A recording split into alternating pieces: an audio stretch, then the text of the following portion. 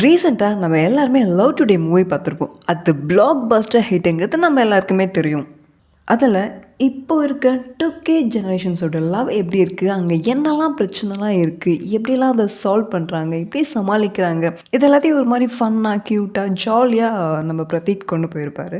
இந்த படத்தை டிரெக்டர் ஒரு மாதிரி ஜாலியாக ஃபன்னாக தான் கொண்டு போயிருப்பார். ஆனாலும் இதில் உள்ளே இருக்க விஷயங்கள்லாம் பார்த்தா உண்மையாகவே சீரியஸான கண்டென்ட். இந்த படம் பார்த்ததுக்கப்புறமா நிறைய பேருக்கு தனக்குள்ளே தோணுன ஒரு விஷயம் என்னென்னா, உண்மையாகவே நம்ம பாய் ஃப்ரெண்ட் நம்மக்கிட்ட ட்ரூவாக இருக்காங்களா, நம்ம கேர்ள் ஃப்ரெண்ட் நம்மக்கிட்ட மட்டும்தான் பேசுகிறாங்களா, நம்ம உட்பி வேறு யாருக்கூடையாவது இன்னும் கனெக்ஷனில் இருக்காங்களா, பேசிகிட்டு இருக்காங்களா, ஃப்ளட் பண்ணுறாங்களா, இந்த மாதிரி நிறைய பேருக்கு அவங்களோட ரிலேஷன்ஷிப்பில் டவுட் வர ஆரம்பிச்சிருச்சு. அதுக்கு முன்னாடியுமே மேபி இருந்திருக்கலாம். ஆனால் இந்த மாதிரி சில விஷயங்களுக்கு அப்புறமேட்டு இது எல்லாருக்குமே நார்மலாக தோன்றது தானே.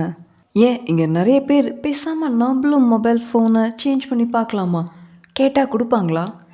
இதில் எங்கள் ஜென்ரேஷன் மட்டும் கிடையாது, எல்டர் கப்புள்ஸும் கூட இந்த மாதிரிலாம் யோசிச்சுருக்காங்க.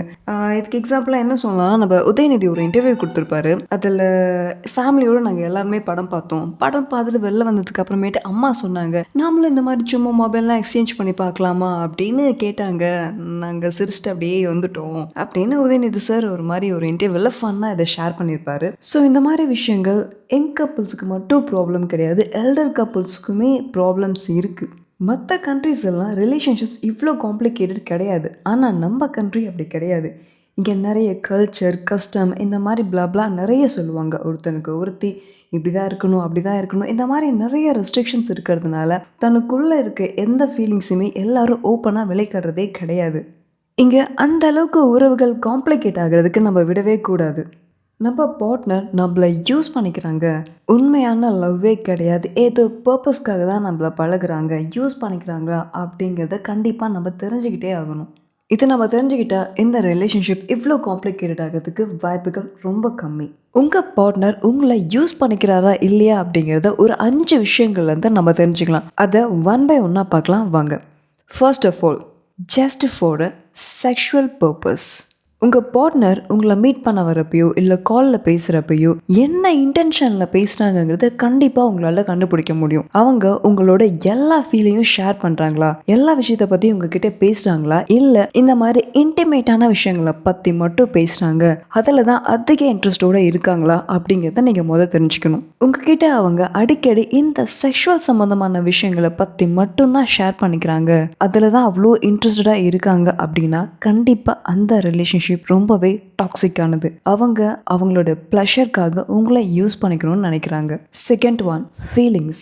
லவ்க்குள்ள இந்த ஃபீலிங்ஸ் அப்படிங்கிறது ரொம்பவே இம்பார்ட்டண்டான ஒன்று. நீங்கள் பேச வர விஷயத்த அவங்க காது கொடுத்து கேட்குறாங்களா, உங்களுடைய ஃபீலிங்ஸ்க்கு கொஞ்சமாவது இம்பார்ட்டன்ஸ் கொடுக்குறாங்களாங்கிறத கண்டிப்பாக பார்க்கணும். சம்டைம்ஸ் நீங்கள் என்ன சொல்ல வரீங்கிறத அவங்க கேட்க கூட ரெடியாக இருக்க மாட்டாங்க, ஆனால் அவங்க சொல்கிறத மட்டும் நீங்கள் கேட்கணும் அப்படின்னு நினைப்பாங்க. இங்கே ஒருத்தர் ஒரு ப்ராப்ளம் அப்படின்னு இன்னொருத்தருக்கு ஷேர் பண்றது அதுக்கான சொல்யூஷன் கிடைக்குங்கிறதுக்காக இல்லை, அவங்களுடைய மனசு கொஞ்சம் ஆறுதலாக இருக்கும். ஒருத்தர்கிட்ட ஷேர் பண்ணுறப்போ அப்படி பேசுகிறப்போ ஆப்போசிட்ல இருக்கவங்க அதை கேட்கணும். அப்படி கேட்கலன்னா அந்த ஷேரிங் வேஸ்ட். உங்களோட பாயிண்ட் ஆஃப் வியூ என்னன்னு கூட கேட்காம அவங்களுடைய கருத்துக்களை மட்டும் உங்க மேலே திணிச்சிட்டே இருக்காங்க அப்படின்னா அந்த ரிலேஷன்ஷிப் டாக்ஸிக் ஆனது. ஸோ அங்கே நீங்கள் என்னவா இருக்கீங்க, அவங்க உங்களை எப்படி யூஸ் பண்ணிக்கிறாங்கிறத புரிஞ்சுக்கோங்க. Third one, only for finance. அதாவது மணி பர்பஸ்க்காக மட்டும் உங்க கூட பழகுறவங்க. அவங்க கால் பண்றாங்கன்னா அது ஏதாவது ஃபினான்ஷியல் இம்பார்ட்டன்ஸ்க்காக மட்டும்தான் கால் பண்ணுவாங்க. உங்களை மீட் பண்ணணும்னு சொல்றாங்கன்னா அப்ப கூட எனக்கு இந்த மாதிரி அமௌண்ட் வேணும், ப்ளீஸ் கொஞ்சம் ஏதாவது ஹெல்ப் பண்ண முடியுமா அப்படின்னு அவங்க மேலே சிம்பத்தி வர மாதிரி உங்ககிட்ட இருந்து மணி வாங்குறது மட்டும்தான் அவங்களுடைய குறிக்கோளாகவே இருக்கும். எக்ஸ்பென்சிவான கிஃப்ட்ஸ் எதிர்பார்ப்பாங்க, காஸ்ட்லியான ரெஸ்டாரண்ட்ஸ் மால்ஸ் இந்த மாதிரி போகணுன்னு எதிர்பார்ப்பாங்க. சொல்ல போனோம்னா உங்ககிட்ட இருக்க மணி மேலே மட்டும்தான் அவங்களுக்கு லவ் இருக்குமே தவிர உங்கள் மேலே அவங்களுக்கு இருக்க லவ் ரொம்ப கம்மியாக தான் இருக்கும். சொல்லப்போனால் உங்களை ஜஸ்ட் ஒரு ஏடிஎம்மாக யூஸ் பண்ணிப்பாங்க. ஸோ மணிக்காக உங்களை யூஸ் பண்ணிக்கிறாங்கன்னு தெரிஞ்சால் அவங்கக்கிட்ட இருந்து அவேராக இருங்க. ஃபோர்த் ஒன் என்னென்னா, அன்எக்ஸ்பிரசிவ் பர்சனாலிட்டி. அதாவது இப்போ இருக்க இந்த 2K ஜென்ரேஷன்ஸில் பாய் ஃப்ரெண்ட் கேர்ள் ஃப்ரெண்ட் இல்லை அப்படின்னா ஏதோ அவங்க ஒரு பெரிய கொலை குற்றம் பண்ணவங்க மாதிரி ட்ரீட் பண்ணுவாங்க. பாய் ஃப்ரெண்ட் இல்லைன்னா ஓ பாய் ஃப்ரெண்ட் இல்லையா, கேர்ள் ஃப்ரெண்ட் இல்லைனா ஹோ ஷிட் உனக்கு கேர்ள் ஃப்ரெண்ட் கூட இல்லையா? இந்த மாதிரி அவங்கள ஏதோ ஒரு மாதிரி இளக்காரமாக பார்க்க ஆரம்பிப்பாங்க. அதனாலே சும்மா பேருக்காவது நமக்கு ஒரு பாய் ஃப்ரெண்ட் கேர்ள் ஃப்ரெண்ட் இருக்கணும் அப்படின்னு இப்போ இருக்க ஜென்ரேஷன்ஸ் இருக்காங்க. எல்லாரையும் சொல்ல, ஆனால் மேக்ஸிமம் இருக்காங்க. ஸ்டார்டிங்கில் சும்மா பேருக்காக நானும் கமிட்டட் அப்படின்னு கமிட் ஆகுறது. அதுக்கப்புறமேட்டு அவங்க மேலே கொஞ்சம் கொஞ்சமாக இன்ட்ரெஸ்ட் போக ஆரம்பிக்கும். டெய்லியும் கால்ஸ் போய் வீக்லி ஒன்ஸ் போய் மந்த்லி ஒன்ஸ் அவங்களுக்கு அந்த அட்ராக்ஷன்ஸ் வந்து மாறிக்கிட்டே இருக்கும். இதெல்லாம் ஜஸ்ட் ஒரு இன்ஃபாக்சுவேஷனில் வர லவ்வாக தான் இருக்கும். இதில் போக போக அவங்க ஒருத்தருக்கு மேலே ஒருத்தருக்கு இருக்க அந்த லவ் அப்படிங்கிறது ரொம்ப கம்மியாக ஆரம்பிச்சிடும். கொஞ்ச நாள் போக போக ஒருத்தருக்கு ஒருத்தர் பார்த்துக்கவே பிடிக்காது. அவங்கள மீட் பண்ண வரனாலே போய் பார்க்கணுமா பேசணுமா அப்படிங்கிற அளவுக்கு அவங்க ஃபீல் பண்ண ஆரம்பிச்சிருவாங்க. ஸோ இந்த மாதிரி சும்மா டைம் பாஸ்க்கு ஃபேக்காக இருக்கவங்க கிட்ட இருந்து be aware. 5th one, just for chatting. இந்த லவ் நம்ம எங்கே பார்க்கலாம்னா இந்த ஃபேஸ்புக், இன்ஸ்டாகிராம் இந்த மாதிரி இடங்கள்ல இந்த மாதிரி லவ் அதிகம் பார்க்கலாம். மேபி இங்கே லவ்வை எக்ஸ்பிரஸ் பண்ணுறவங்க இல்லை அதை ரெசியூ பண்ணுறவங்க இதில் யாராவது ஒருத்தர் வேணுமா ட்ரூவாக இருக்கலாம். மேபி அவங்க ட்ரூவாக நான் எக்ஸ்பிரஸ் பண்ணணும் அப்படின்னு நினச்சி பண்ணலாம். ஆனால் ஆப்போசிட்டில் இருக்க பர்சன் என்னென்னா ஜஸ்ட் என்டர்டைன்மெண்ட்காக மட்டும் பேசுகிறவங்களா இருப்பாங்க.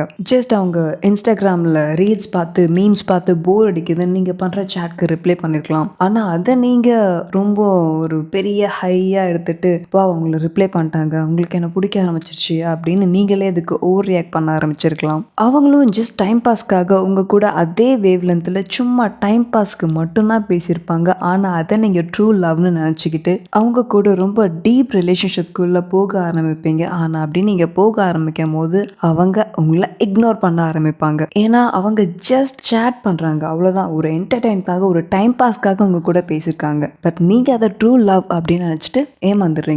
So please be aware for this fake relationships.